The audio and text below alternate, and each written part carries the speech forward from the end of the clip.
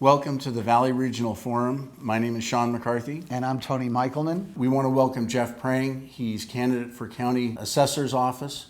Jeff, why don't you tell us a little bit about yourself and about your campaign? Thank you, Sean. Thank you, Tony. It's great to be here today. I'm running to be the next Los Angeles County Assessor. As you probably know, the Assessor's Office has been wrecked by scandal back in 2012. I've been part of the Reform Administration, helping clean up the pieces of the Assessor's Office and setting it on the right path to help reestablish public confidence in this very important agency. I'm a career public administrator.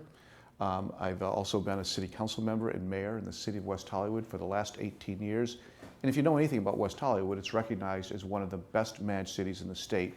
In fact, during the height of the recession, we did not cut services or employees. We maintained a AAA bond rating and 100% of our annual budget in reserve to ensure that services and programs would continue.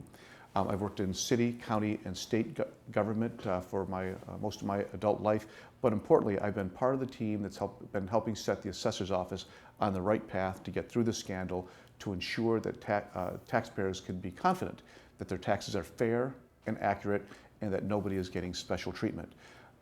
If elected, I intend to modernize this department to make it more efficient, more customer friendly, but most importantly, to make certain that it's fair, accurate, and that the public is collecting all the revenues that they're entitled to through fair and accurate assessments.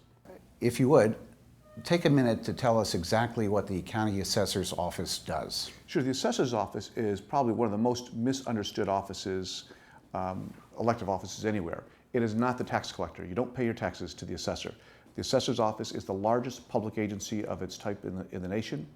It has a $150 million annual budget, 1,400 employees, and it's responsible for establishing the value for 2.6 million parcels of property per year. That is the foundation of our property tax system. Schools, cities, and the county government itself rely on the assessor to do an accurate job assessing valuations to generate property taxes, which pays for vital services such as roads, schools, public safety, fire, etc. The services that we all depend on the most are necessarily linked to the effectiveness of the county assessor. Jeff, what's your number one priority going into office, and what's the legacy that you would like to leave as you exit the assessor's office? There's a few really important things that I believe are important for the next assessor. The most one, obviously, is restoring public confidence in this important agency. In the wake of this scandal, people need to have confidence that the assessor is doing their job ethically, responsibly, and competently. That's not something that's going to happen overnight. That's going to require a lot of time over the course of the term. Operationally, the most important thing is the replacement of our systems.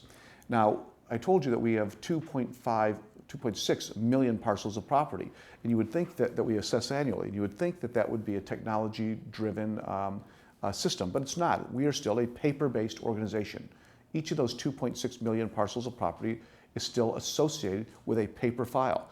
That needs to change. I'm going to digitize all those documents. We're going to replace our systems so that when you call the assessor's office, whoever answers the phone will have all the data about your property at their disposal rather than having to refer you to a district office or doing research into those paper files. And that's a huge project, probably an $80 million plus project that will take several years. And I'm going to get that done.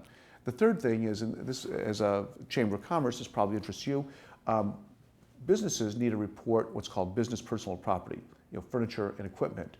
Right now, you have to report any equipment that's $2,000 or more. Well, we tax personal property at the same level we do real property, 1%. So a $2,000 computer will be assessed at 1%, $20. It costs us more money to appraise that property than we generate in taxes. The Board of Supervisors has the authority to raise the minimum disclosure amount, reporting amount from $2,000 to $10,000. I'm going to advocate that they do that. I think that's good for small businesses. It relieves a lot of burden on small businesses in particular, but it also is just more economically prudent for the county. You've mentioned the scandal a couple of times already. Now, the current assessor, John Noguez, is awaiting charges on corruption. Now, how did that happen, and what kind of safeguards are you going to put in to make sure it doesn't happen again? Well, he has been accused of public corruption, both on taking large sums of money from tax agents as well as manipulating valuations for major donors. And he's going to go to trial starting, I believe, in late November. Well, the truth of the matter is, I've been a part of the reform team for the last 2.5 years, and we've already taken a number of steps to ensure that this won't happen again. First, his chief lieutenants are out of the office. Secondly, we put in a number of security measures and internal controls to ensure that there's greater oversight and checks and balances by supervisorial staff to ensure that these numbers can't be manipulated again. We've also gone under a number of audits, a fiscal audit, management audit, programmatic audits, and I'm going to make certain that we are audited regularly to ensure that our processes are legal, that there's nothing getting through the cracks, and so that we can report back to the Board of Supervisors and the CEO and the public to let them know that the office is running well without any abuse. Jeff, if you would, distinguish yourself if you can from your opponent, and how is your campaign going, if you can tell us a little bit. The main difference is I'm a career public manager. I've managed large budgets, large numbers of personnel, and complex government programs. Importantly, I have been part of the reform administration for the last 2.5 years. I'm the one who helped to restore public confidence to this agency, and been part of that team that's been establishing a strategy to clean up the office and to ensure that the scandal will never happen again. As I had indicated, I'm a very successful public official in West Hollywood, in a very successfully managed city. I think I have the skills, the experience, and the type of support necessary to run this office effectively.